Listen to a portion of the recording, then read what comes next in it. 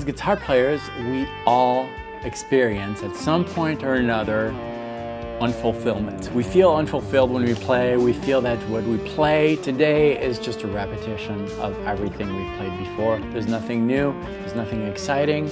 It doesn't have to be that way. And the good news is that it does not require from you to memorize a bunch of licks, explore new theory concepts.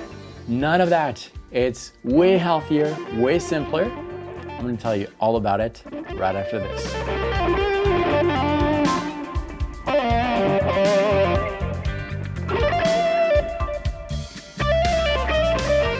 Hello, my name is David Wallerman. Welcome to this channel, which is all about helping guitar players around the world develop their musical personality on the instrument. Today, we're working in the key of G Dorian. This backing track and the charts for the lesson can be downloaded for free. There's a link below that'll take you to a sign-up page. Again, it's completely free. You sign up once and you'll get access to the assets for this video and many other videos on the channel. Do it. Okay. We're talking about two extremely simple ideas today. As a matter of fact, they're so simple that I suspect some of you are just not going to apply them, thinking that they're too simple to make a difference. They are very simple, but they do make a difference. They're life-changing. Very simple. So we're talking about improvisation here. What is required is to know the scale that we're using. So we're working with G Dorian. That's what the charts are for.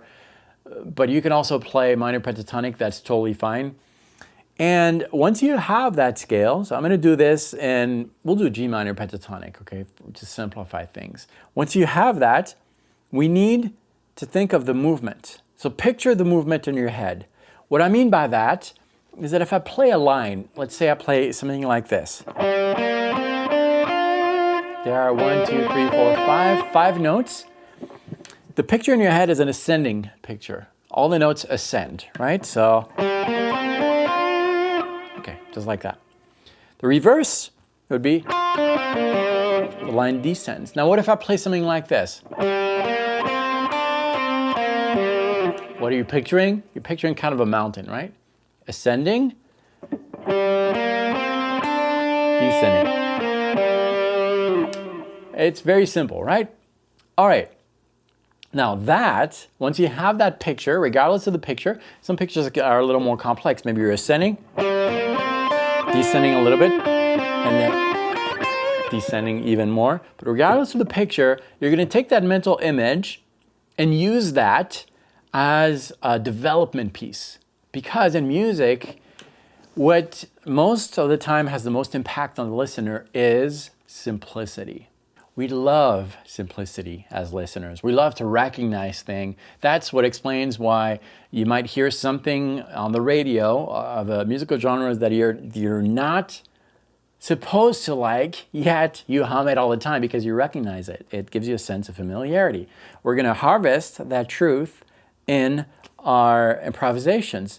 So what does it look like? Let's say that I'm using the mountain. Okay, climb, the ascent, and the descent. Well, that picture, I can paint the same exact picture somewhere else on the fretboard, starting on a different note. So I could do it maybe here, or maybe here. What do all these ideas have in common? The shape, the mountain. Now, if I go a little further with my scale and I add and I embellish the minor pentatonic with a major second and a major sixth, which will give you the Dorian mode. If you think about it, Dorian is minor pentatonic plus major seconds, major sixths. Well, I can have more options to paint a more accurate and more detailed picture. So let's say now that I have an idea like this. The picture is descending, little descent, and then ascend. 1, 2, descending, 1, 2, 3, ascending. So I could paint a similar picture with something like this. 1, 2, 1, 2, 3. Those two ideas,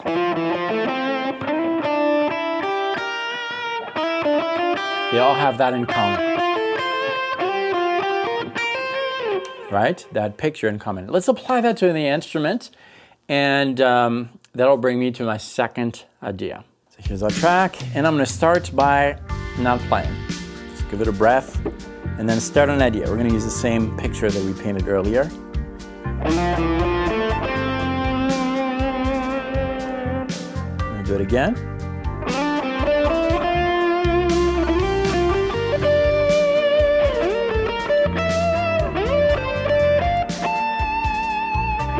Same idea, right? But I repeated it slightly differently, starting on different notes.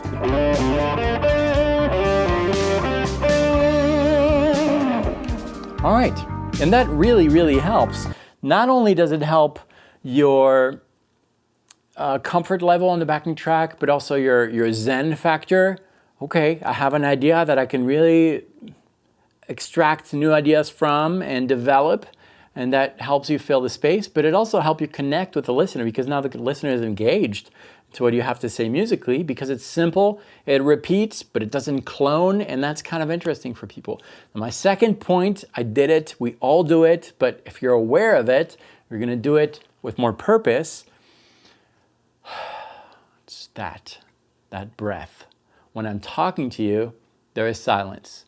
Silence speaks quite a bit. Silence is very useful because within that silence, the listener has time to digest what you just told him musically.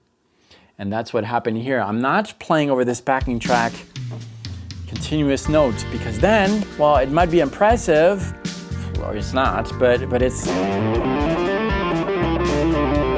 don't have any time to digest that.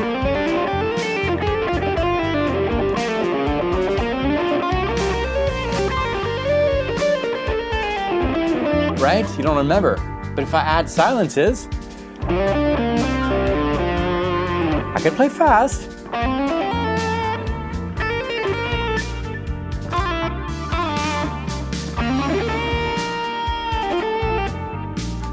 But yet the silences help digest what I'm telling you musically. So how do you know when to do the silence? Well, approach this as a singer, a sax player, a flutist who needs to take a breath. So you could practice this by starting to play, take a breath first, and then play something, and as soon as you need a new breath, that's when you need to start your idea. So I'm gonna vocalize that with, so breath.